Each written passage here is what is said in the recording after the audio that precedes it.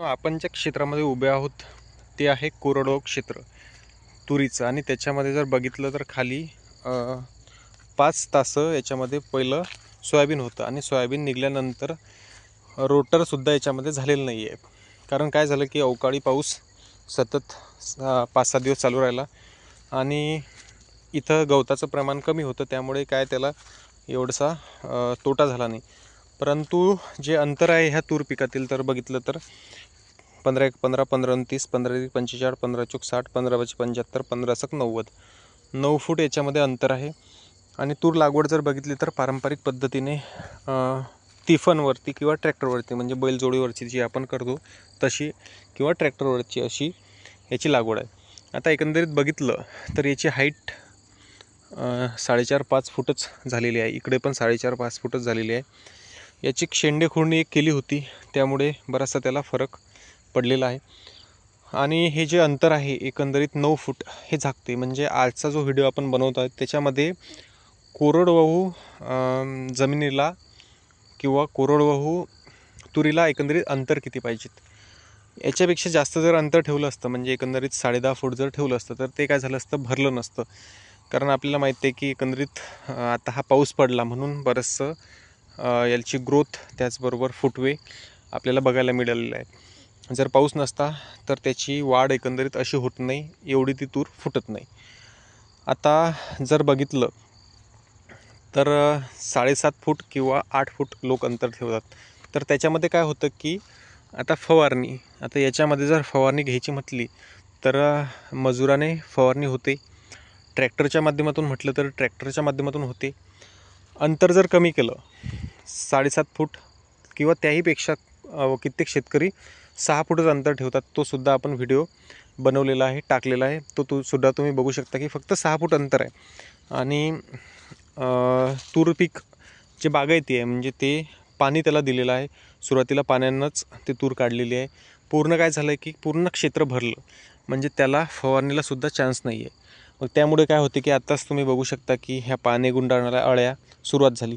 त्यानंतर आता ही फुलावस्थेत येईल, परत अळ्या, त्यानंतर जेव्हा त्याला शेंगा बिलगतील तेव्हासुद्धा त्याच्यात अळ्या.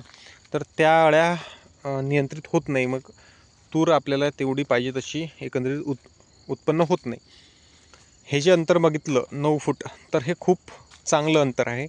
याच्यामध्ये रोटारेटर जर करायचं म्हटलं तर चांगलं एकच रोटर आपल्या याच्यामध्ये होते आणि इकडून तिकडून जागासुद्धा आपल्या तूर पिकाला सुटते.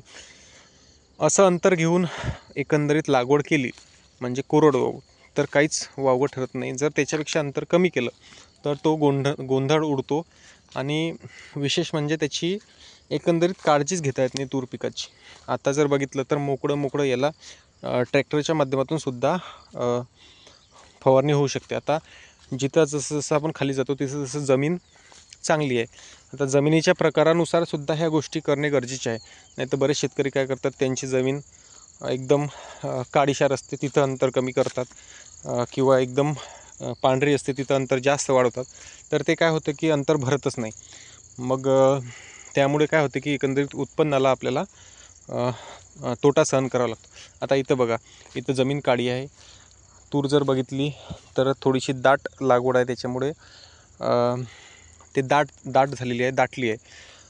तर आत्ताच ह्याच परिस्थितीमध्ये इथं तूर पीक झाकलेलं आहे. म्हणजे अजून जर ती वाढ झाली असती, अजून जर ग्रोथ झाली असती तर काय झालं असतं की ट्रॅक्टरला वावच नाही आहे फवारणी करण्यासाठी. म्हणजे जर ट्रॅक्टरच्या माध्यमातून, किती छोटं ट्रॅक्टरच्या माध्यमातून जर इथं फवारणी घ्यायचं म्हटलं तर काय होतं की ह्या डांगा पूर्ण इथं येतात आणि नुकसान भरपूर होतं. रोटर करायचं म्हटलं तर रोटरमध्ये सुद्धा ह्या डांगा येतात. तर एकंदरीत ह्या सगळ्या गोष्टी लक्षात घेऊन पहिली गोष्ट तुमची जमीन कशी आहे त्या जमिनीच्या प्रकारानुसार तुम्हाला लागवड करायची आहे. तुम्हाला माहिती आहे की जिथं जमीन चांगली आहे तिथं ते अंतर एकंदरीत कमी जास्त करणे गरजेचं आहे. जर तुम्ही काळ्या जमिनीत अंतर कमी ठेवत असाल आणि ते तूर जर दाटत असेल तर त्याचं कुठलंच गणित जुळत नाही. फवारणीसाठी खूप आपल्याला तोटा सहन करावा लागतो, कारण फवारणीच होत नाही. आता कित्येक शेतकऱ्यांचं मागच्या वर्षी असंच झालं होतं की अंतर कमी राहिल्यामुळे त्यांना पाहिजे त्या प्रमाणात पाहिजे तशी फवारणी झाली नाही आणि ते मग तुरीचं प्रमाण किंवा तुरीचं एकंदरीत उत्पन्न आपल्याला कमी पाहायला मिळते. हे जे 9 फूट अंतर आहे कोरडवाहू शेतीसाठी, तर एकदम चांगलं अंतर आहे. हे तूर पीक पूर्ण भरतेसुद्धा, याच्यामध्ये मशागतसुद्धा होते. हां, जर तुम्ही बागायती घेत असाल तर आपण जो आपला 3.5 एकराचा प्लॉट आहे तिथं तुम्हाला दाखवलेला आहे, तो व्हिडिओसुद्धा टाकलेला आहे की कशा पद्धतीने ते आता भरत आहे, पूर्ण अंतर ते भरून घेईल. मग तशा ठिकाणात तुम्हाला तेवढंच अंतर ठेवणं गरजेचं आहे. आणि जे एका शेतामध्ये आपलं बागायतीचं 12 फूट अंतर झालेलं आहे, ते खूप जास्त झालेलं आहे. म्हणजे तेवढं नको आहे, कारण 10.5 फूट अंतर भरतं, परंतु 12 फूट अंतर शक्यतोवर भरत नाही. कितीही चांगली जमीन, कितीही चांगली मशागत ह्या गोष्टी जरी असल्या तरी. आणि जे 8 फूट अंतर आहे ते कमी होतं. आता आपल्याला जुगाड करून पुढच्या वर्षी आपल्याला ते अंतर कमी घ्यायचं आहे. म्हणजे 12पेक्षा 8वरच आपल्याला ते लागवड करता येते, कारण आपला जुगाड आहे 4 फुटावर आपलं ड्रीप आहे. मग 4 दुने 8, एक बंद करून आपल्याला तसं करता येते, परंतु त्याला आता इलाज नाही. यावर्षी जर ते साधारणतः अंतर भरण्यात असतं तर आपल्याला 1-2 फूट अंतर काही जास्त वाटलं नसतं. परंतु काय आहे की नुकसान भरपूर आहे. म्हणजे मधात 2 तासच त्याच्यामध्ये येतात, त्या 2 तासासाठी आपल्याला काही घेता येत नाही आणि सगळं असा अडचणीचं काम होऊन जाते. त्यामुळे उत्पन्नही एकंदरीत त्या तुरीचं जास्त होणार नाही. आता आपल्याला माहिती आहे की पारंपरिक पद्धतीने आता तर इथं 5 ते 6 क्विंटल एकरी व्हायलाच पाहिजेत. आणि यावर्षी तर हे पाऊस वगैरे पडून गेला तर साधारणतः 6च्या पुढं कितीही चांगलं असलं तर ते जात नाही, परंतु 5-6 होतंच. चांगली लागवड असली, बागायती असली तर ते 8, 9, 10 आणि अति चांगली असली तर ते पुढे 10च्या पुढे जाते. आता यावर्षी आपल्याला कसं उत्पन्न होईल ते सुद्धा आपण बघणार आहोत.